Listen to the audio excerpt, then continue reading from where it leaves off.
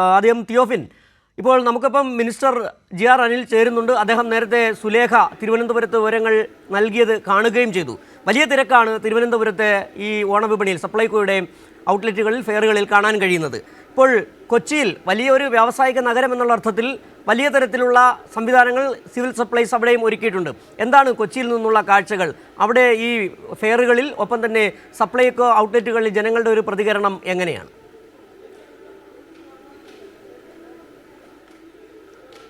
സിജു, തീർച്ചയായും വളരെ നല്ല തിരക്കാണ്.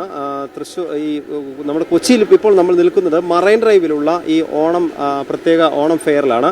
ആ തിരക്ക് നമുക്ക് കാണാം. തിരക്കിൻ്റെ ദൃശ്യങ്ങളിലേക്ക് ക്യാമറാമാൻ രാജു ആ ദൃശ്യങ്ങളിലേക്ക് ക്യാമറ ചലിപ്പിക്കുന്നുണ്ട്. നമുക്ക് ആ തിരക്ക് കൂടി ഒന്ന് കാണാം. കാരണം അപ്പോഴേ നമുക്ക് അറിയാൻ കഴിയുകയുള്ളൂ എത്രത്തോളം ജനങ്ങൾ ഇവിടെ ഉണ്ടെന്നുള്ളത്. ഇപ്പോഴൊരു പ്രത്യേകത കൂടിയുണ്ട്. ഈ സമയം എന്ന് പറയുന്നത് ഡീപ്പ് ഡിസ്കൗണ്ട്സ് അവേഴ്സ് എന്ന് പറയുന്ന സമയമാണ്. 2 മണി മുതൽ 4 മണി വരെയുള്ള സമയം. അതുകൊണ്ട് തന്നെ വളരെ സാധാരണയിൽ കവിഞ്ഞ ഒരു പ്രത്യേക ഡിസ്കൗണ്ട് നൽകുന്നുണ്ട്. അപ്പോൾ ഒട്ടുമിക്ക ഉൽപ്പന്നങ്ങൾക്കും സബ്സിഡി ഉള്ളതിനുൾപ്പെടെ പ്രത്യേക ഡിസ്കൗണ്ടോടുകൂടി ലഭ്യമാക്കുന്ന മണിക്കൂറുകളാണ്. അതുകൊണ്ട് തന്നെയാണ് ആ ഒരു തിരക്ക് ഇവിടെ നമുക്ക് കാണാൻ കഴിയുന്നത്. ജനങ്ങൾക്ക് അതായത് ഈ ഒരു 2 മണി മുതൽ വലിയ തിരക്കാണ് നമുക്കിവിടെ ഈ ഒരു ഔട്ട്ലെറ്റിൽ, അതായത് ഈ ഓണം ഫെയറിൽ നമുക്ക് കാണാൻ കഴിയുന്നത്.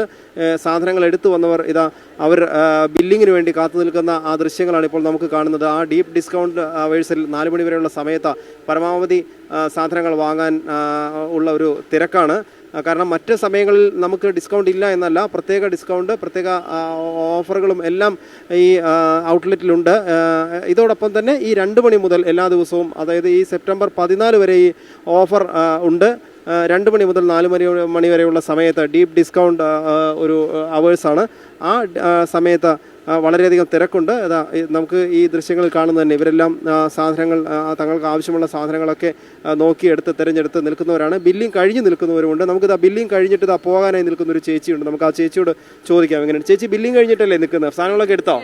സാധനങ്ങളൊക്കെ എടുത്തു. ശരിക്കും ഞാൻ ഉദ്ദേശിച്ചേക്കാൾ കൂടുതൽ സാധനങ്ങൾ എനിക്ക് വാങ്ങാൻ പറ്റി. കാരണം അത്രയും വലിയ എമൗണ്ട് ഒന്നും ആയില്ല. ഞാൻ ഈ ഒരു ചാക്കിൽ തന്നെ സാധനങ്ങൾ വാങ്ങിച്ചിട്ടും എനിക്ക് 1300 സംതിങ് രൂപയെ വന്നിട്ടുള്ളൂ. അതിനെനിക്ക് ഏറ്റവും വലിയൊരു ഹാപ്പിയാണ്. ജനങ്ങൾക്ക് കൊടുക്കാൻ പറ്റുന്ന ഗവൺമെൻറ് ഏറ്റവും വലിയൊരു ഇത് തന്നെയാണിത്.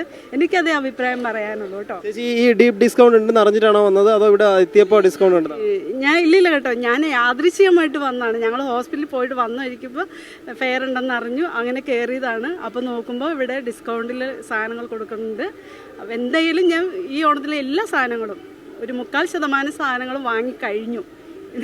ഇവിടെ നിന്ന് ഇനി 2ാമത് വന്നിട്ടും അടുത്ത പർച്ചേസും കൂടി ഉണ്ട്. ഇത്രയും ഒരു വീട്ടമ്മ നമ്മളോട് പങ്കുവച്ച വിവരമാണ്. ശരി തിയോഫിൻ, കാര്യം മനസ്സിലാകുന്നുണ്ട്. കാരണം ആ വീട്ടമ്മയുടെ വാക്കുകളിൽ ഉണ്ടായിരുന്നു, അവർ വളരെ വലിയ തുക പ്രതീക്ഷിച്ചാണ് അവിടെ വന്നത്. പക്ഷേ പ്രതീക്ഷിച്ചതിനേക്കാൾ 1300 രൂപയ്ക്ക് ഒരു ചാക്ക് നിറയെ സാധനം വാങ്ങാൻ കഴിഞ്ഞു എന്നുള്ളത്